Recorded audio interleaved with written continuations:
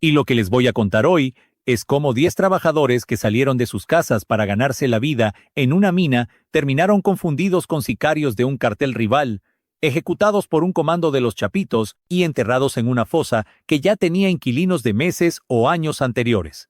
Pero eso es solo la superficie, porque lo que encontraron las fuerzas especiales cuando bajaron a esa sierra no fueron solo cadáveres, fueron 10 narcocampamentos activos, 1.600 cartuchos, chalecos tácticos, un artefacto explosivo artesanal y la prueba de que la célula de los Chapitos en Concordia operaba con infraestructura de guerra. Y en la segunda fosa, lo que ningún comunicado oficial va a decirles con claridad todavía. Quédense, porque lo que van a escuchar en los próximos minutos no lo van a encontrar en ningún noticiero, y necesitan saberlo. Sinaloa abrió 2026, como cerró 2025, en llamas. La guerra interna entre los Chapitos y la Malliza, que explotó el 9 de septiembre de 2024 cuando Joaquín Guzmán López secuestró a Ismael El Mayo Zambada y lo entregó a las autoridades estadounidenses en El Paso, Texas, convirtió al estado en la zona más violenta de México.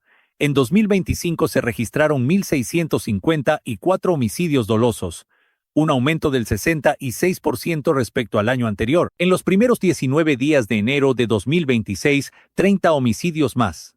El día más sangriento, 1 de enero, con 12 ejecuciones en 24 horas, Año Nuevo en Sinaloa se celebra contando muertos. Pero déjenme llevarlos al sur del estado, lejos de los titulares de Culiacán, a un municipio que la mayoría de ustedes no ubicaría en el mapa. Concordia, enclavado en la zona serrana, en la ruta que conecta el litoral del Pacífico con Durango y el Triángulo Dorado, históricamente la región de producción de amapola y marihuana más importante de México. La Sierra de Concordia ofrece lo que todo grupo criminal necesita: barrancos profundos, comunidades aisladas que solo se alcanzan por caminos de terracería y una población rural que aprendió hace décadas que el silencio es la única moneda que te mantiene con vida. En los últimos 10 años, las pugnas en Concordia se han centrado en algo que pocos reportan: los minerales. Plata principalmente, recursos que atraen inversión extranjera como la de la empresa canadiense Vizsla Silver, que opera en la zona con un proyecto que generaba empleo para decenas de trabajadores locales. Los 3 episodios de violencia extrema que los pobladores recuerdan son 2017, 2021 y ahora 2026. Los 3 coinciden con fracturas internas del cártel de Sinaloa. La historia se repite con la precisión de un reloj programado para marcar desgracias. Concordia estaba bajo el control de una célula de los Chapitos comandada por Óscar Luciano Martínez Larios, alias El Casco, o el 81. 37 años. Originario de Guadalajara, Jalisco, hermano del Gabito, del Owen que está preso, y del monstruo que ya está muerto.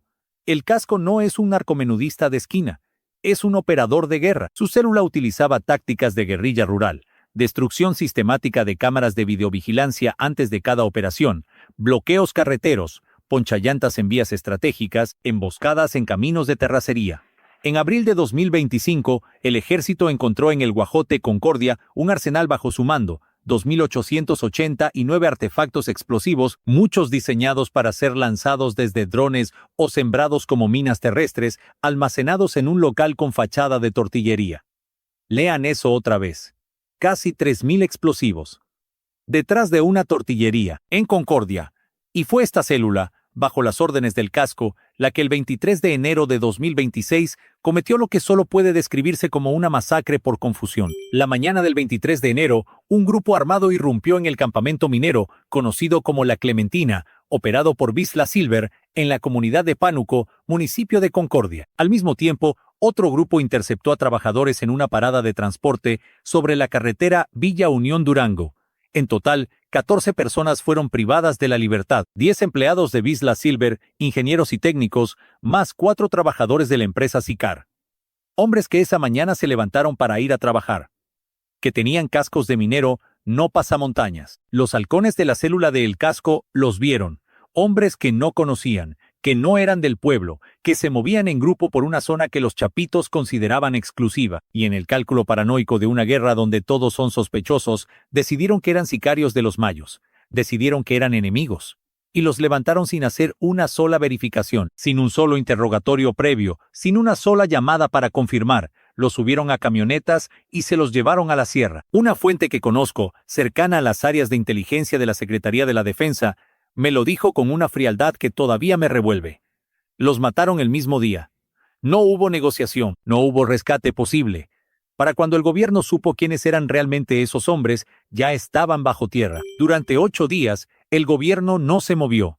Los familiares de los 10 mineros, esposas, padres, hijos, vivieron 8 días de incertidumbre mientras las autoridades valoraban la situación. 8 días. En una zona donde el cartel ya había demostrado, con casi 3.000 explosivos en una tortillería, lo que era capaz de hacer. El 30 de enero, Omar García Harfuch, secretario de Seguridad y Protección Ciudadana, admitió en conferencia matutina lo que ya se sabía.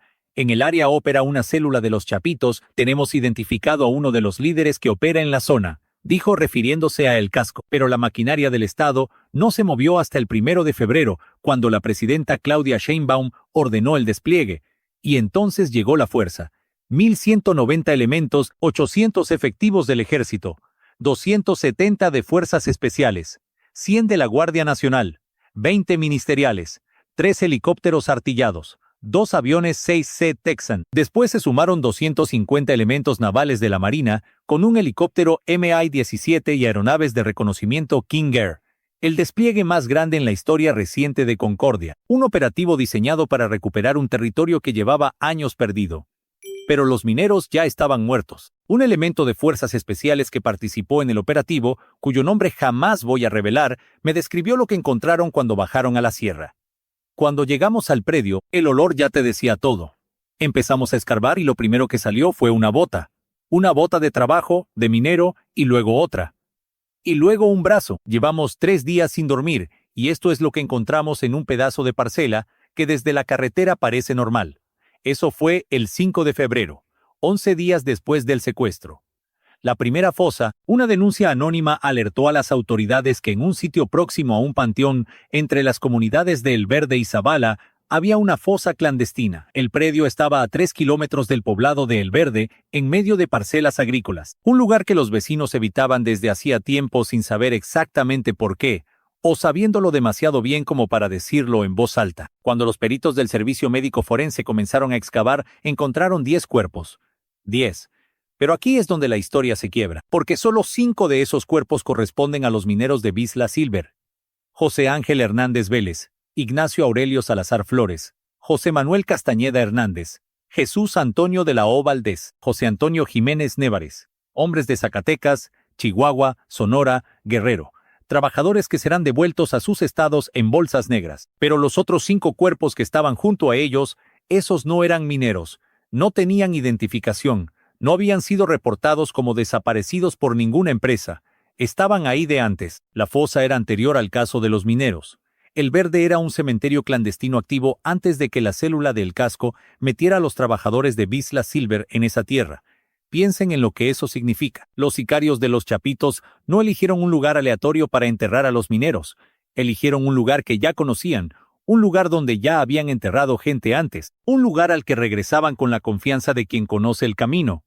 Esa parcela, esas 3 hectáreas entre El Verde y Zabala, era su depósito, su rutina, y mientras los peritos trabajaban en la primera fosa, la Marina seguía rastreando la zona serrana.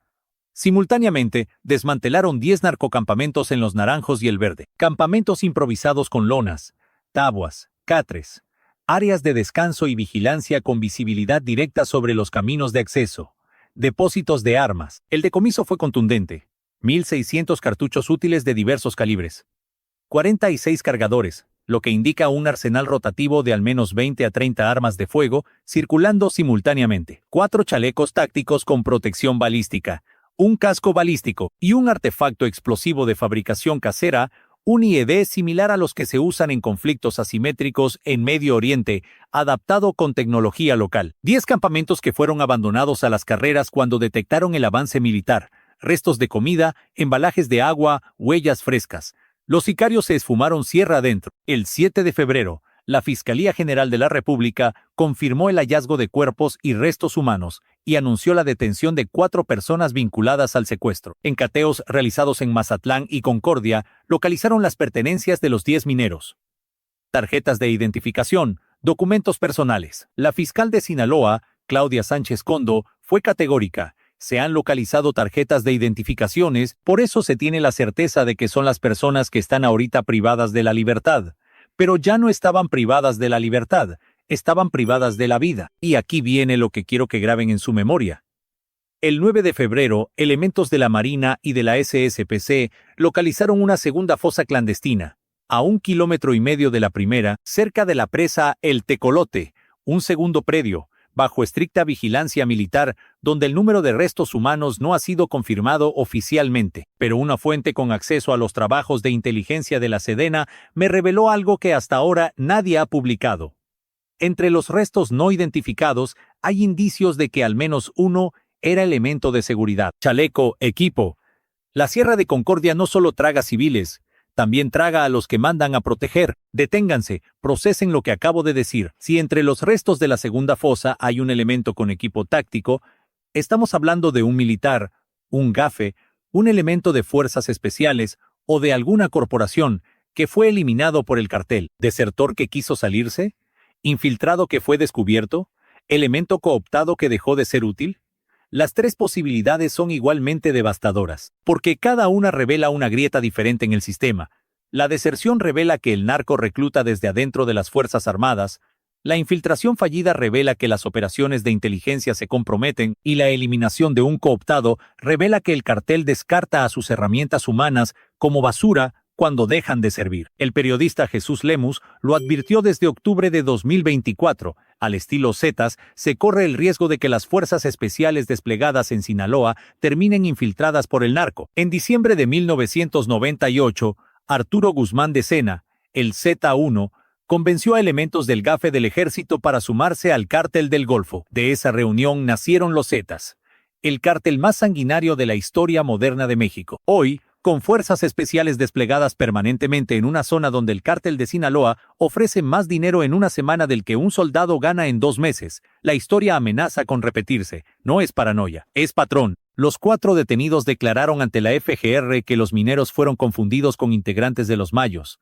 Esa fue la versión que Omar García Harfuch presentó el 10 de febrero en conferencia matutina. Los chapitos estarían detrás del secuestro y asesinato de los mineros de Concordia. Los confundieron con sicarios de los Mayos.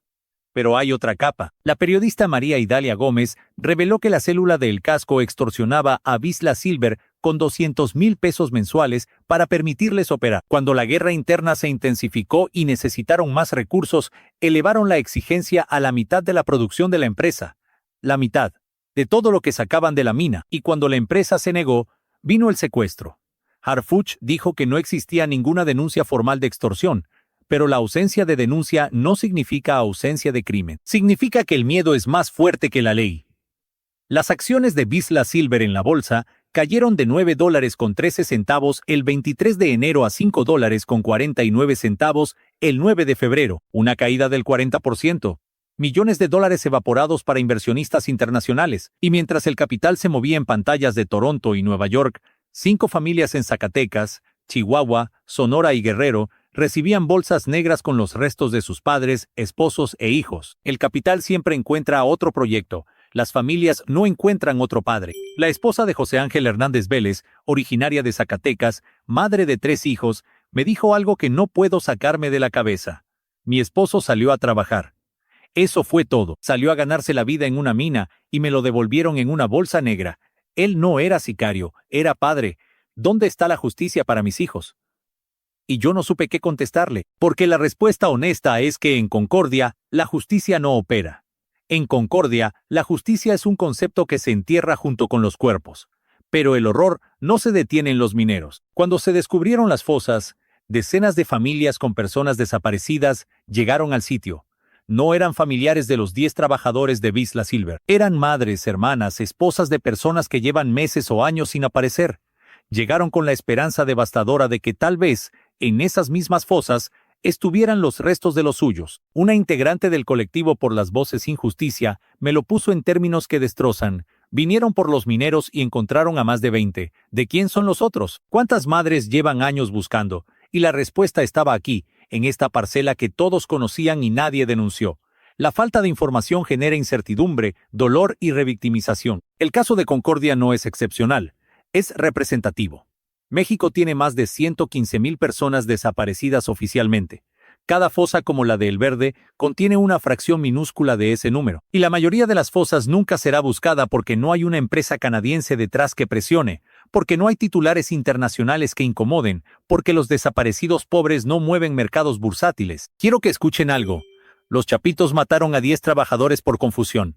Pero esa confusión tiene una lógica interna que revela algo peor que un error operativo. Revela un sistema donde cualquier desconocido en el territorio se presume enemigo, donde no hay verificación, no hay interrogatorio, no hay beneficio de la duda. Si no eres del pueblo, si no te conocen, si no estás bajo el control de la célula, eres objetivo. Los mineros no murieron por accidente, murieron porque el control territorial de los chapitos en Concordia es absoluto y absolutamente paranoico. Y eso significa que cualquier persona que cruce esa sierra, sea trabajador, turista, periodista o incluso militar, está bajo la misma sentencia potencial. El casco sigue prófugo. Es objetivo prioritario del Gabinete de Seguridad. Su célula opera con tácticas de guerrilla, con drones explosivos documentados, con alianzas con el CJNG, bajo la etiqueta de Fuerzas Especiales Unión. La Sedena tiene más de 1,200 elementos en la zona, y aún así, un hombre de 37 años originario de Guadalajara controla desde la sierra un territorio donde el Estado solo entra con helicópteros artillados y aviones de reconocimiento. Hay 500 familias desplazadas de Pánuco, Potrerillos y Chirimoyos. 500 familias que abandonaron todo porque la alternativa era terminar en una fosa como la del Verde. ¿A dónde fueron? ¿Quién les dio techo? ¿Quién les explicó a sus hijos por qué ya no pueden volver a casa? Ahora viene la parte que no les va a gustar a nadie, porque siempre llega ese momento en estas historias donde tengo que ser honesto aunque duela. La operación militar era necesaria. Sin esos 1,190 elementos, los cuerpos nunca habrían sido encontrados, las familias nunca habrían tenido closure, y esos 10 narcocampamentos seguirían operando como si nada. Las fuerzas especiales que bajaron a esa sierra arriesgaron su vida contra un enemigo que tiene minas terrestres y drones con explosivos. Los soldados rasos que durmieron 3 noches a la intemperie para custodiar las fosas ganan 13,000 pesos al mes. 13,000. Un halcón del casco gana eso en una semana sin exponerse. La desproporción es obscena, pero aquí está el otro lado. El ejército llegó 8 días después del secuestro. 8 días. Cuando los mineros ya estaban muertos y enterrados, el arsenal de casi 3,000 explosivos fue encontrado en abril de 2025, 9 meses antes del secuestro, y no resultó en una operación permanente en la zona. La extorsión a Vizsla Silver era presumiblemente conocida, y no hubo acción preventiva. Las fosas contenían restos de personas que llevaban ahí mucho más tiempo que los mineros, lo que prueba que El Verde era un cementerio activo durante meses o años. ¿Dónde estaba el Estado durante ese tiempo? ¿Quién protegía a esos otros muertos que nadie reportó? La crítica no se detiene en el gobierno. Los chapitos mataron a 10 civiles por un error de identificación que cualquier llamada telefónica habría evitado. Eso no es guerra, es carnicería indiscriminada. Los Estados Unidos consumen la droga que financia este conflicto y venden las armas que lo alimentan. La captura del Mayo Zambada, orquestada por los propios chapitos, desató esta guerra que ahora cobra vidas inocentes. China sigue siendo el proveedor principal de precursores químicos para el fentanilo que se produce en laboratorios como los que operan en esta misma sierra. Y el capital extranjero, representado por Vizsla Silver, operaba en una zona de guerra pagando extorsión sin denunciar, poniendo a sus trabajadores en riesgo mientras las acciones subían en Toronto. Todos tienen sangre en las manos. Todos. La pregunta que nadie quiere hacer es esta. Si en una sola parcela entre El Verde y la presa El Tecolote encontraron más de 20 cuerpos, y esta es apenas una de miles de parcelas en una sierra llena de barrancos, ¿cuántos cementerios clandestinos existen en Concordia que nadie ha buscado? ¿Cuántas madres del colectivo por las voces sin justicia van a encontrar a sus hijos en esas tierras? ¿Y por qué solo ahora, con la presión de una minera canadiense y titulares internacionales, el Estado decide buscar? Quiero que se lleven 5 preguntas de este video. Primera, si el ejército sabía desde abril de 2025 que el casco tenía casi 3,000 explosivos, ¿por qué no actuó entonces? Segunda, ¿de quién son los 5 cuerpos no identificados de la primera fosa que no son mineros? Tercera, si en la segunda fosa hay indicios de un elemento de seguridad con equipo táctico, ¿quién era y qué hacía en esa sierra? Cuarta, ¿cuántas fosas más hay en Concordia que nadie está buscando porque los muertos no tienen una empresa canadiense que presione? Y quinta, ¿cuántos soldados desplegados hoy en esa sierra van a ser contactados por el cartel con ofertas que multiplican su salario por 10? Mientras ustedes escuchaban esto, el operativo en Concordia sigue activo. Los peritos siguen excavando. Las familias siguen esperando. El casco sigue libre en la sierra, y la segunda fosa sigue guardando secretos que ni las autoridades quieren revelar todavía. Más de 20 cuerpos en un predio que parece tierra de siembra. 10 campamentos de guerra a plena luz. 2 fosas a menos de 2 kilómetros una de la otra. Y un militar enterrado entre civiles, como si la Sierra de Concordia no distinguiera entre los que matan, los que mueren y los que mandan a buscar a los muertos. Si este video les abrió los ojos sobre lo que está pasando en el sur de Sinaloa, denle like. No como gesto mecánico, como acto de visibilidad, porque cada vez que un video como este se mueve, una familia en Concordia siente que alguien los ve. Suscríbanse y activen la campana, porque mañana, cuando los resultados periciales de la segunda fosa confirmen quién era ese elemento con equipo táctico, vamos a tener una historia que va a sacudir los cimientos de lo que creíamos saber sobre la relación entre las Fuerzas Armadas y el narco en esa sierra. Esa información ya está en camino. Nos vemos mañana.